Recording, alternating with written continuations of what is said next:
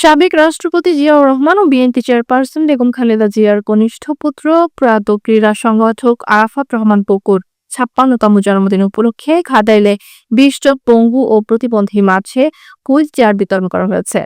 এ কর্মসূচি বাস্তবায়ন করেন বাংলাদেশ জাতীয়তাবাদী দল বিএনপি নির্বাহী কমিটির সদস্য এবং ঘাটাইল আসনের সংসদ মনোনয়ন প্রত্যাশী অ্যাডভোকেট এস এম ওবায়দুল হক নাসির। বিকেলে অনুষ্ঠিত হুইল চেয়ার বিতরণ অনুষ্ঠানে স্বাধীনতার ঘোষক শহীদ রাষ্ট্রপতি জিয়াউর রহমান ও আরাফাত রহমান কোকর রুহের মাগফিরাত এবং বিএনপি চেয়ারপারসন বেগম খালেদা জিয়ার রোগ মুক্তি ও